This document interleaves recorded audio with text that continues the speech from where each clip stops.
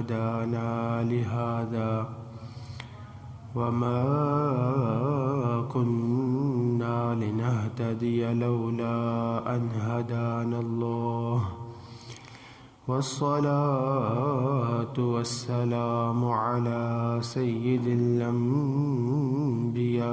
والمرسلين وعلى آله الطيبين وأصحابه الطاهرين أما بعد فأعوذ بالله من الشيطان الرجيم بسم الله الرحمن الرحيم يا أيها الذين آمنوا كتب عليكم الصيام كما كتب على الذين من قبلكم لعلكم تتقون صدق الله العلي العظيم وقال الله عز وجل في مقام آخر إن الله وملائكته يصلون على النبي يا أيها الذين آمنوا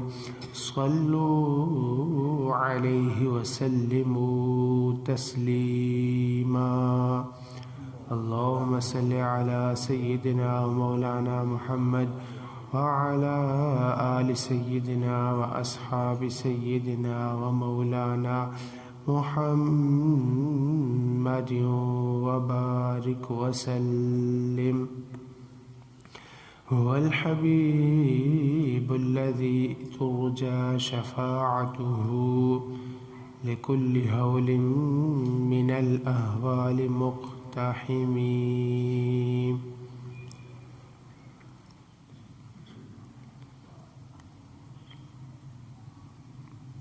حمد الصلاة کے بعد جمیع سامعین و سامعات السلام علیکم ورحمۃ اللہ وبرکاتہ۔ اللہ عز و جل کا انگنت بے شمار لا تعداد شکر کہ اس نے ہمیں کائنات کی مخلوقات میں سے افضل، اکرم، اعز، اشرف، احسن پیدا کیا، پھر مزید برآں اس نے ہم پہ کرم کیا، آقا نامدار، آقا عرب و عجم، فخر آدم و بنی آدم، والی کون و مکان، شاہد ما طغی، صاحب علم نشرح، معصوم آمنہ، آقائی و مولائی و ملجائی و مأوائی، حضرت محمد مصطفیٰ مجتبیٰ مرتضیٰ صلی اللہ تعالی علیہ وآلہ وسلم کی امت میں سے پیدا فرمایا، مزید برآں ہم پہ کرم کیا کہ آج کے اس عظمت والے، برکت والے، رحمت والے دن میں یہ سعادت، یہ توفیق ہمارے مقدر میں کی کہ اپنے گھر میں آنا نصیب فرمایا۔ اللہ کے حضور دعا ہے اللہ ہمارا مل بیٹھنا اپنی برگاہ میں قبول و منظور فرمائے، جو کچھ صحیح صحیح بیان کیا جائے گا اس پہ ہم ساروں کا عمل پیرا ہونے کی توفیق عطا فرمائے۔ ماہ رمضان اپنی آب و تاب کے ساتھ رواں دواں ہے۔ آج ماہ رمضان کی چھٹا روزہ ہے۔ اللہ عز و جل قرآن کریم میں ارشاد فرماتا ہے یا ایھا الذین آمنوا، اے لوگو جو ایمان لائے ہو، کتب علیکم، فرض کر دیے گئے ہیں، علیکم تم پر، الصیام روزے، کما کتب علی الذین من قبلکم، جیسا کہ فرض کیے گئے تھے تم سے پہلی قوموں اور امتوں پر۔ کیوں فرض کیے گئے ہیں؟ وجہ کیا ہے؟ علت کیا ہے؟ سبب کیا ہے؟ لعلکم تتقون، تاکہ تم متقی ہو جاؤ، پرہیزگار ہو جاؤ، میرا ڈر، میری خشیت تمہارے دلوں کے اندر آ جائے، میرا قرب تمہیں حاصل ہو جائے، تم اللہ کا قرب حاصل کر لو۔ یہی روزوں کی فرضیت کا مقصد ہے اور یہی روزوں کا مدعا ہے۔ روزے کو عربی میں صوم کہتے ہیں۔ صوم جیسے کہ آپ نیت میں بھی کہتے ہیں وہ بھی صومی، صوم کا لغوی معنی ہوتا ہے امساک، روک دینا اور رک جانا، جب ہوا کے تیز تیز جھونکے چل رہے ہوں، تیز آندھی چل رہی ہو، تو تیز آندھی، تیز ہوا کے جھونکے، تیز چلنے والی ہوا جب اچانک رک جائے تو عرب کے لوگ کہتے تھے صامت الریح، ہوا رک گئی، ہوا تھم گئی۔ تو صوم کا مطلب ہوتا ہے رک جانا، چونکہ ہوا جب رک جاتی تھی، تیز چلنے والی ہوا جب رک جائے تو عرب والے کہتے ہیں صامت الریح، ہوا رک گئی۔ اسی طرح تیز چلنے والا گھوڑا جب اچانک رک جاتا تو عرب والے کہتے ہیں صام الخیل، گھوڑا رک گیا۔ تو اسی طرح روزے کو بھی روزہ اسی لیے کہا جاتا ہے، روزے کو بھی صوم اسی لیے کہا جاتا ہے کہ ہمارے نفس کا سرکش اور منہ زور گھوڑا رمضان میں رک جاتا ہے۔ ہمارے اندر کا جو نفس ہے، نفس امارہ، جو ہمیں گناہوں پہ لگاتا ہے، جو ہمیں نماز نہیں پڑھنے دیتا، اللہ کا قرب حاصل نہیں کرنے دیتا، فجر کے وقت تھپکی دیتا ہے کہ سوئے رہو، چونکہ اس ماہ مبارک میں جو نفس کا منہ زور گھوڑا ہوتا ہے وہ رک جاتا ہے، اس لیے اس کو روزہ صوم کہا جاتا ہے، چونکہ یہ نفس کو روک دیتا ہے۔ وہ بندہ جو اللہ کے حکموں کو عام مہینوں میں ڈھٹائی کے ساتھ توڑ رہا ہوتا ہے، رمضان میں اس بندے کا بھی سر سجدے میں نظر آتا ہے۔ کیوں کہ نفس کا منہ زور گھوڑا جو ہے وہ کیا ہو چکا ہوتا ہے، رک جاتا ہے۔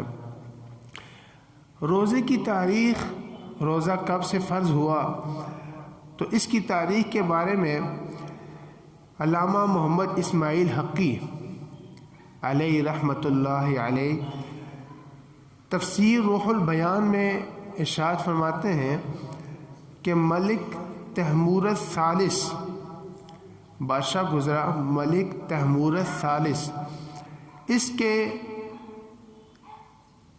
حکمرانی کے دوران کچھ علاقوں میں قحط پڑ گیا۔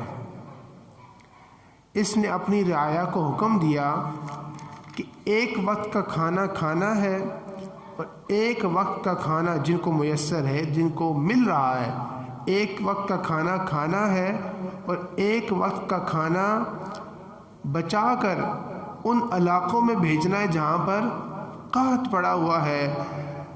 ملک تیمورس کے اس حکم کو قوم نے قبول کیا، ایک وقت کا کھانا کھایا، دوسرے وقت کا کھانا بچا کر ان علاقوں میں بھیجا گیا جہاں پہ قحط پڑا ہوا تھا، جن لوگوں کو کھانے پینے کے لیے کچھ مل نہیں رہا تھا۔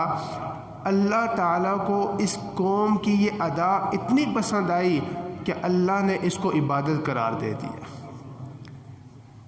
پھر اس کے بعد ہر نبی پر روزہ کیا کر دیا گیا، فرض کر دیا گیا۔ سب سے پہلے ملک تیمور الثالث کے دور میں انہوں نے ایک عمل کیا، اللہ کو ان کا یہ ادا، ان کا یہ عمل اتنا پسند آیا کہ اس کو عبادت قرار دے دیا۔ جیسا کہ قرآن کریم میں بھی آتا ہے کما کتب علی الذین من قبلکم، جیسے ایمان والو تم پر روزے فرض کیے گئے، تم سے پہلی قوموں پر بھی کیا کیے گئے تھے، روزے فرض کیے گئے تھے۔ ماہ رمضان کے روزے 2 ہجری میں فرض ہوئے۔ اعلان نبوت حضور نے 40 سال کی عمر میں فرمایا، 13 سال مکی دور کے گزر گئے، دوسرا سال مدنی دور کا بھی گزر رہا تھا، یعنی اعلان نبوت کے 15 سال کے بعد رمضان کے روزوں کی فرضیت کا حکم آیا۔ جب تک رمضان کے روزوں کی فرضیت نہیں ہوئی تھی تب تک حضور ایام بیت کے روزہ رکھا کرتے تھے۔ ایام بیت چاند کی تاریخ کا جو 13، 14 اور 15 ہوتی ہے اس کو ایام بیت کہا جاتا ہے۔ بیت چمک کو کہتے ہیں، سفید کو کہتے ہیں، یا انڈے کو کہتے ہیں۔ تو ایام بیت کے روزے آقا کریم صلی اللہ علیہ وسلم جب تک رمضان کے روزوں کی فرضیت نہیں ہوئی تھی، آقا کریم صلی اللہ علیہ وسلم ہر ماہ کی 13, 14 اور 15 کو روزہ رکھا کرتے تھے، اور اب بھی ہمارے بزرگ صوفیاء ماہ کی 13, 14, 15 کو روزہ رکھتے ہیں، اور حضور کی یہ سنت ہے، حضور کی سنت سمجھ کے کیا کرتے ہیں؟ روزہ رکھتے ہیں۔ پھر جب آقا کریم صلی اللہ علیہ وسلم نے مکہ سے مدینہ ہجرت کی، پہلا سال تھا، آقا کریم صلی اللہ علیہ وسلم نے دیکھا کہ یہود عاشورہ کا روزہ رکھتے ہیں، 10 محرم کا روزہ رکھتے ہیں، ابھی رمضان کے روزوں کی فرضیت نہیں ہوئی۔ آقا کریم صلی اللہ علیہ وسلم نے پوچھا کہ یہ عاشورہ کا روزہ کیوں رکھتے ہو؟ کہا کہ چونکہ عاشورہ کے دن جناب موسیٰ اور جناب موسیٰ کی قوم بنی اسرائیل کو فرعون سے نجات ملی تھی، فرعون کو عاشورہ والے دن غرق کیا گیا تھا پانی میں، تو اس کے شکر میں جناب موسیٰ نے عاشورہ کا روزہ رکھا، اور جناب موسیٰ کے بعد آپ کے ماننے والے 10 محرم کا روزہ رکھتے ہیں۔ ہم بھی جناب موسیٰ کی سنت کو اپناتے ہوئے 10 محرم کا روزہ رکھتے ہیں۔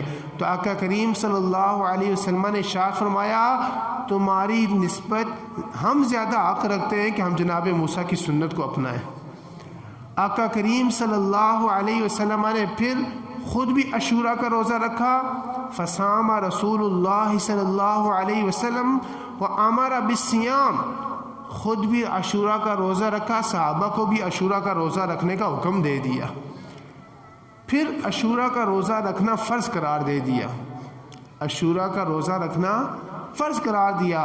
پھر اس کے بعد 17 شعبان المعظم 2 ہجری کو ماہ رمضان کے روزوں کی فرضیت کا حکم اللہ تعالیٰ کی طرف سے آ گیا۔ پھر عاشورہ کے جو روزوں کی فرضیت تھی وہ کیا ہو گئی؟ منسوخ ہوگی، ختم ہوگی۔ حضور نے فرمایا اب جس کا چاہے روزہ رکھے، جس کا چاہے وہ عاشورہ کا روزہ نہ رکھے، چونکہ اب رمضان کے روزوں کی فرضیت کا حکم اللہ تعالیٰ کی طرف سے آ چکا ہے۔ یا ایھا الذین آمنوا کتب علیکم الصیام، اے لوگو تم پر رمضان کے روزوں کو فرض قرار دے دیا گیا ہے۔ 2 ہجری 17 شعبان المعظم کو رمضان کے روزوں کی فرضیت کا حکم آیا۔ 11 ہجری رمضان شریف سے پہلے ہی ربیع اول کے مہینے میں آقا کریم صلی اللہ علیہ وسلم اس دنیا سے پردہ فرما جاتے ہیں۔ تو اس طرح آقا کریم صلی اللہ علیہ وسلم کی زندگی مبارک میں 9 رمضان آئے۔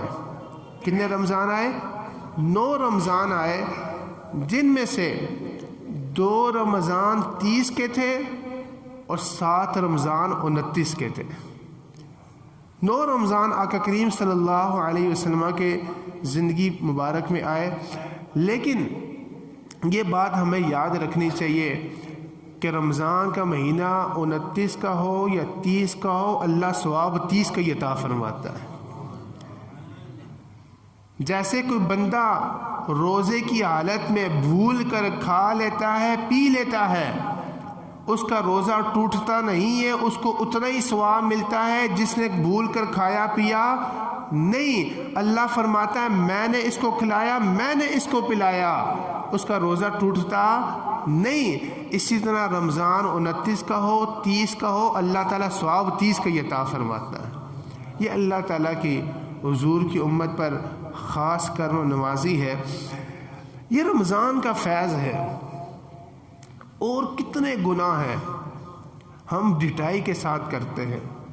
ہم جانتے بھی ہیں کہ رب دیکھ رہا ہے، سب کچھ سمجھتے بھی ہیں، لیکن پھر بھی کر جاتے ہیں، جھوٹ بول جاتے ہیں، غیبتیں کر جاتے ہیں، چغلیاں کھا جاتے ہیں، لوگوں کا حق مانگ لیتے ہیں۔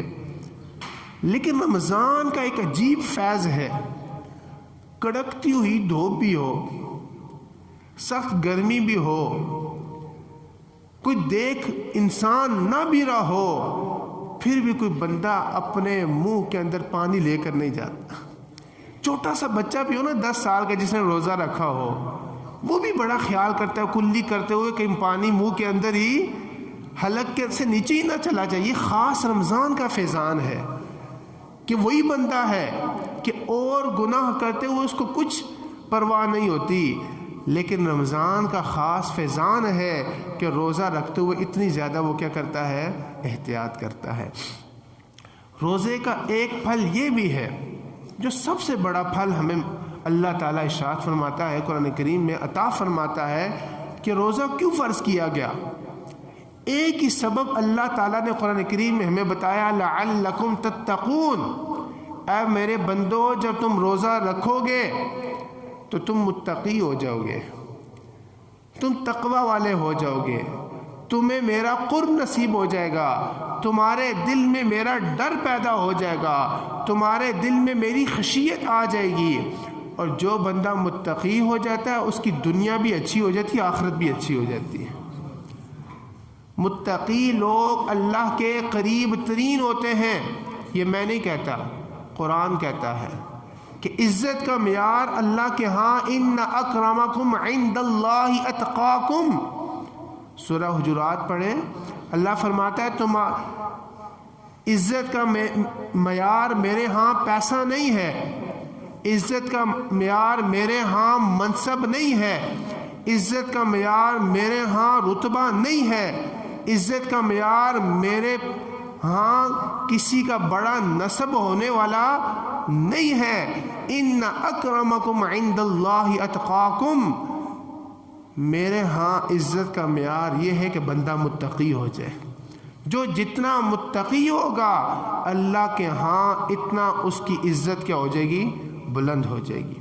اور تقوی حاصل کرنے کا سب سے بڑا طریقہ، سب سے بڑا سبب جو اللہ تعالیٰ نے ہمیں بتایا وہ روزہ ہے۔ سب سے زیادہ جو اللہ کا قرب حاصل ہوتا ہے، تقوی کا نور حاصل ہوتا ہے، وہ روزے سے حاصل ہوتا ہے۔ اور یاد رکھیں یہی مقصد روزہ ہے۔ اگر تقوی حاصل نہیں ہو رہا، روزہ رکھ بھی رہے ہیں تقوی حاصل نہیں ہو رہا، اس کا مطلب ہے کہ روزہ جس طرح رکھنے کا حق تھا ہم اس طرح رکھ نہیں رہے ہیں۔ صرف پیٹ کو کھانے پینے سے روک دینے کا نام روزہ نہیں، بلکہ بخاری شریف کی روایت ہے، من لم یدع قول الزور والعمل به، جو بندہ جھوٹ بولنا نہیں چھوڑتا، جھوٹ والے کام نہیں چھوڑتا، فلیس للہ حاجۃ فی ان یدع طعامہ وشرابہ، اللہ کو کوئی حاجت نہیں ایسے بندے کی وہ کھانا پینا چھوڑ دے۔ یعنی صرف پیٹ کوئی بھوکا نہیں رکھنا، اپنی زبان کا بھی روزہ رکھنا ہے۔ زبان کا روزہ کیا ہے کہ زبان سے وہ گفتگو جو اللہ کی ناراضی والی وہ گفتگو ہم نے نہیں کرنی، جھوٹ نہیں بولنا، غیبت نہیں کرنی، چگلی نہیں کھانی، ہم نے زبان سے کسی کو دھوکہ نہیں دینا، گالی نہیں دینی، زبان سے لڑائی جھگڑا ہم نے کسی کے ساتھ نہیں کرنا، زبان سے قطع تعلقی نہیں کرنی۔ کان کا بھی روزہ ہو، کان میں وہ آواز جو اللہ کی ناپسندیدہ آواز ہے وہ ہمارے کانوں میں جانی نہیں چاہیے، چاہے وہ گانے کی ہے، چاہے وہ کسی اور چیز کی ہے، یا کسی غیر محرم کی آواز ہے۔ آنکھ کا بھی روزہ ہونا چاہیے۔ آنکھ کا روزہ کیا ہے کہ آنکھ کا وہاں پر استعمال نہ ہو جہاں پر اللہ کے رسول کی ناراضگی ہو، آنکھ کا وہیں پر استعمال ہو جہاں پر رب کی رضا ہو، جہاں پر رب کی خوشنودی ہو، رب کے رسول جہاں پر راضی ہو۔ ہاتھ کا بھی روزہ ہو، ہاتھ کے ساتھ وہ عمل جو رب کی ناراضگی والا ہے وہ نہ کیا جائے۔ پاؤں کا بھی روزہ ہو، شرمگاہ کا بھی روزہ ہو۔ جب ان سارے اعضاء کا روزہ ہوگا اللہ تعالی ہمیں تقوی کا نور عطا فرما دے گا۔ لعلکم تتقون، روزے اس لیے فرض کیے گئے تاکہ تم کیا ہو جاؤ، متقی، وگرنہ اللہ کو ہمارے بھوکا رہنے کی کیا ضرورت ہے؟ اللہ کیوں چاہتا ہے کہ ہم بھوکے رہیں؟ اللہ کیوں چاہتا ہے کہ ہم پیاسے رہیں؟ اللہ کیوں چاہتا ہے کہ ہم اپنی شرمگاہ کو روکے رکھیں؟ اللہ نتیجے پر دیکھتا ہے۔ ماں اتنی شدت کے ساتھ اپنے بیٹے سے پیار کرتی ہے، کتنا پیار کرتی ہے، بیٹا بیمار ہو جائے راتوں کو اٹھ کر بیٹے کی خبر گیری کرتی ہے۔ ماں جیسی بھی ہے ماں کا کردار اوروں کے ساتھ جیسا بھی ہو، لیکن ماں اپنی اولاد کے ساتھ مخلص ہوتی ہے۔ وہ رب جو 70 ماؤں سے زیادہ پیار کرتا، ماں نہیں چاہتی کہ میرا بیٹا بھوکا رہے، میرا بیٹا پیاسا رہے، بڑی خیال کرتی ہے کہ میرا بیٹا فلاں وقت بڑا بھی ہو جائے، خیال کرتی ہے فلاں وقت میرے بیٹے کے آنا ہے کیا، اس سے پہلے کھانا تیار کر دیتی ہے، میرا بیٹا بھوکا آئے گا، پیاسا آئے گا۔ بیٹا بیمار ہو جائے وقت پہ دوا دیتی ہے، انجیکشن لگواتی ہے۔ ادھر انجیکشن لگ رہا ہوتا ہے، بیٹا رو رہا ہے، بیٹا تڑپ رہا ہے، لیکن ادھر انجیکشن لگ رہا ہے، ماں کو سکون مل رہا ہے۔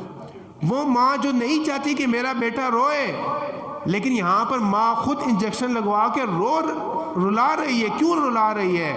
وہ جانتی ہے کہ بظاہر یہ تھوڑی سی تکلیف ہے، لیکن اس تکلیف کے بعد جو اس کی بیماری ہے وہ دور ہو جائے گی۔ وہ رب جو 70 ماؤں سے زیادہ پیار کرتا ہے، وہ کب چاہتا ہے کہ میرا بندہ بھوکا رہے، پیاسا رہے، کڑکتی دھوپ میں کام بھی کرے پھر بھی پانی نہ پیے۔ اللہ وقتی بھوک کو نہیں دیکھتا، اللہ یہ دیکھتا ہے جب رمضان کے مہینوں میں میرا بندہ دن کو بھوکا رہے گا، پیاسا رہے گا، اپنے آپ کو گناہوں سے بچائے گا، میں اس کو تقویٰ کا نور عطا فرماؤں گا، اور جب اس کو تقویٰ کا نور عطا فرماؤں گا اس کو جنت عطا فرما دوں گا اور جہنم سے اس کا کنارہ کروا دوں گا۔ اللہ مرجے کو دیکھتا ہے۔ بظاہر دیکھیں نا، جو بھی تکلیف پریشانی ہم پر ہوتی ہے، ہمارا ایمان یقین ہے وہ کس کی طرف سے ہے؟ اللہ کی طرف سے ہے۔ اللہ کیوں چاہتا ہے؟ ماں نہیں چاہتی کہ میرا بندہ، میرا بچہ پریشان ہو، اس کے حق سکھ سکون کا خیال رکھتی ہے، لیکن رب جو 70 ماؤں سے زیادہ پیار کرتا ہے، بندے پر پریشانیاں بھیجتا ہے، بیماریاں بھیجتا ہے۔ کیوں بھیجتا ہے؟ چونکہ جو پریشانی، جو دکھ، جو تکلیف بندے پہ آتی ہے، بندہ اس پہ صبر کرتا ہے۔ بلکہ حدیث پاک میں تھا اگر کسی بندے کو کانٹا بھی چبھتا ہے، وہ بندہ اس کانٹے کے چبھنے پر بھی الحمدللہ کرتا ہے، صبر کر جاتا ہے، اللہ تعالیٰ اس کانٹے کے چبھنے کے بدلے میں بھی اس کے گناہوں کو معاف فرماتا اور نیکیوں میں اضافہ فرماتا ہے۔ یہ رب کی اپنے بندے سے محبت ہے۔ رب اتنا زیادہ پیار کرتا ہے اپنے بندوں سے، پھر بھی کہتا ہے کہ بھوکے رہو، پیاسے رہو۔ کیوں؟ تاکہ میرے بندے کو تقویٰ کا نور حاصل ہو جائے، ان کے دل میں میری خشیت پیدا ہو جائے، ان کے دل میں میرا ڈر اور خوف پیدا ہو جائے۔ یاد رکھیں، تقویٰ کا نور حاصل کیسے ہوتا ہے؟ روزے سے۔ اب روزے میں ہم نے کرنا کیا ہے؟ بھوکے پیاسے تو ہم رہتے ہیں، ہمارے 2 بڑے دشمن ہیں، نفس اور شیطان۔ ان میں سے اگر بات کی جائے بڑا کون ہے، تو نفس شیطان سے بڑا دشمن ہے۔ سیدھی سی بات ہے۔ شیطان جو فرشتوں کا کیا تھا؟ سردار تھا، لاکھوں سال کی اس کی عبادت تھی، لیکن اللہ نے حکم دیا کہ سجدہ کرو آدم کو، ساروں نے، فرشتوں نے سجدہ کیا، شیطان بگڑ گیا، کہتا نہیں کرتا۔ اس کو بہکانے والا کہ نہیں کرتا، کیوں نہیں کرتا؟ کہ میں بہتر ہوں، یہ آج پیدا ہوا، یہ مٹی سے پیدا ہوا، میں آگ سے پیدا ہوں، میں بہتر ہوں۔ یہ اس کے اندر انا، میں لانے والا کون تھا؟ یہ اس کا نفس تھا۔ شیطان کو بھی ذلیل و رسوا کروانے والا اس کا نفس تھا۔ نفس اور شیطان ہمارے دشمن ہیں، ان میں سے بڑا دشمن نفس ہے۔ اس ماہ میں اللہ تعالیٰ اپنے حبیب کی امت پر خاص کرم نوازی فرماتا ہے، ایک دشمن کو زنجیروں میں قید کر لیتا ہے، شیطان زنجیروں میں قید ہوتا ہے، لیکن دوسرا بڑا دشمن ہمارے اندر اب بھی کیا ہے؟ موجود ہے۔ یہ بہت سارے گناہ کہتے ہیں جی شیطان تو کیا ہے؟ قید ہے، پتہ نہیں یہ گناہ کہاں سے؟ وہ ہمارا نفس ہوتا ہے جو گناہ کرواتا ہے۔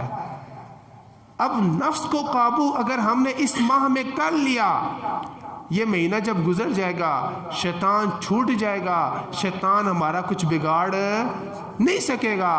لیکن اگر اس ماہ میں نفس پہ ہم نے قابو نہ کیا تو شیطان کی شامت سے ہم بچ نہیں پائیں گے وہ تو کھلا کھلا آ کر پھر جو کام ہم سے کروانا چاہے گا کروا لے گا۔ نفس کو قابو کیسے کرنا ہے؟ نفس کے قابو کرنے کے 3 طریقے ہیں جو علامہ فرید الدین عطار نے پن نامہ کے اندر لکھے۔ علامہ فرید الدین عطار کون ہیں؟ علامہ فرید الدین عطار وہ ہیں جو مولانا رومی علیہ الرحمہ کے بھی مقتدا ہیں، پیشوا ہیں۔ علامہ رومی علیہ الرحمہ جن کو اپنا پیر مانتے ہیں، اور علامہ رومی کون ہے؟ علامہ رومی وہ ہیں جن کو علامہ اقبال اپنا پیشوا اور پیر مانتے ہیں۔ علامہ اقبال علیہ الرحمہ مولانا رومی علیہ الرحمہ کے بارے میں فرماتے ہیں پیر رومی خاک را اکسیر کر۔ علامہ اقبال فرماتے ہیں پیر رومی نے خاک کو، علامہ اقبال اپنے بارے میں فرماتے ہیں اس خاک کو اکسیر کر دیا۔ اکسیر ایسی دوا جو زہر پہ بھی لگائیں زہر کا اثر بھی ختم ہو جاتا ہے۔ علامہ اقبال کو پڑھے تو بندہ جتنا بھی گدلا ہو اس کا اندر صاف ہو جاتا ہے۔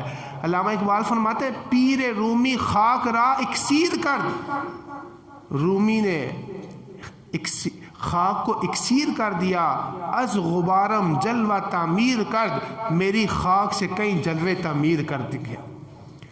علامہ رومی کو علامہ اقبال اپنا پیر کہتے ہیں، اور علامہ رومی پیر رومی علامہ فرید الدین عطار کو اپنا پیر و پیشوا مانتے ہیں۔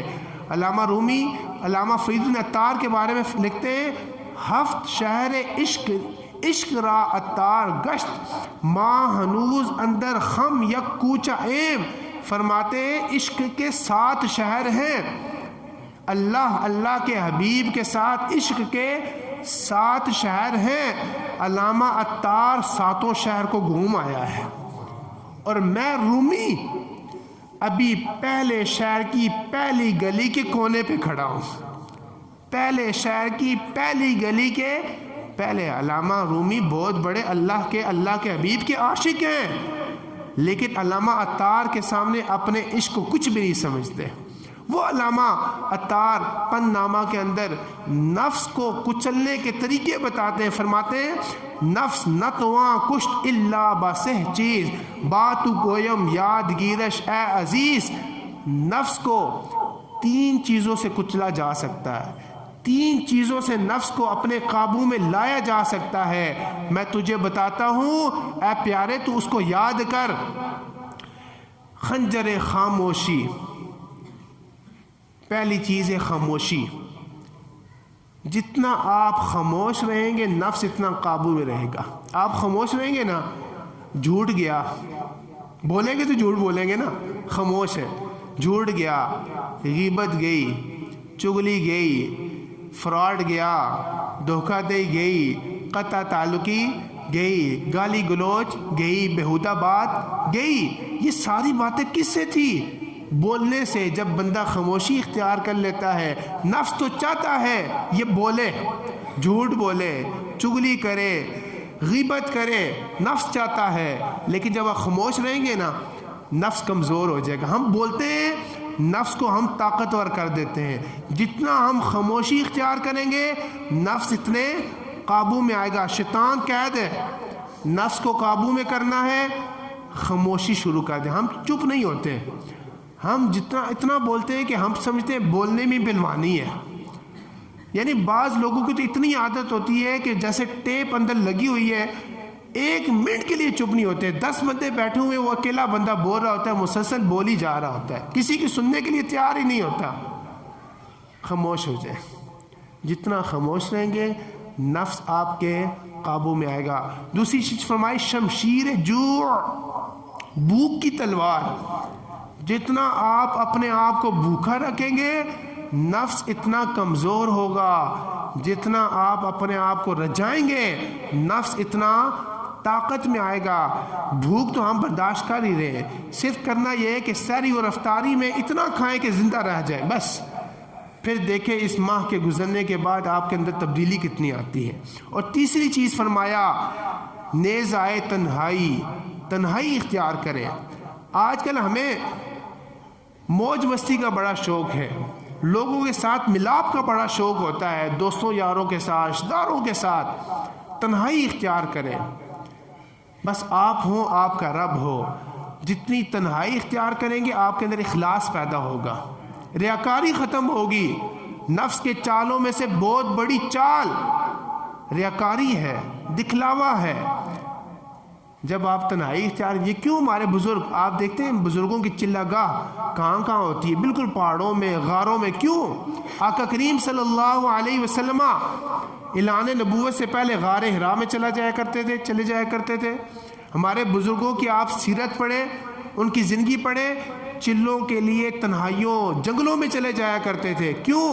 کہ جتنی تنہائی اختیار کریں گے نفس اتنا کمزور ہوگا، نفس قابو میں آئے گا۔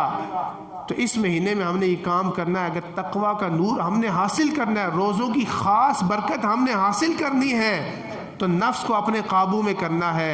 نفس کیسے قابو میں آئے گا؟ 3 کام کرنے ہیں۔ نمبر 1، خاموشی اختیار کرنی ہے۔ کوشش کریں گے نا انشاءاللہ، فضول گفتگو سے بچائیں اپنے آپ کو، خاموشی اختیار کریں، ضرورت ہو بولیں۔ حدیث پاک میں آتا ہے، اللہ کے بھی فرماتے ہیں، من کان یؤمن باللہ والیوم الآخر فلیقل خیرا او لیصمت۔ جو اللہ پر، آخرت کے دن پر ایمان لاتا ہے، اس کو چاہیے جب بھی بولے تو اچھائی کے لیے بولے، او لیصمت، وگرنہ خاموش رہے۔ بولیں تو اچھائی کے لیے بولے، نیکی کی دعوت کے لیے بولے، وگرنہ خاموش رہے۔ دوسری چیز ہے بھوک، جتنا آپ اپنے آپ کو بھوکا رکھیں گے نفس کمزور ہوگا۔ تیسری چیز تنہائی، کوشش کریں لوگوں سے ملاپ، میل جول کم سے، ضرورت ہو تو رکھیں، ضرورت کے علاوہ کم سے کم رکھیں۔ اللہ ہمیں سمجھ کی توفیق عطا فرمائے۔ وما علیہ۔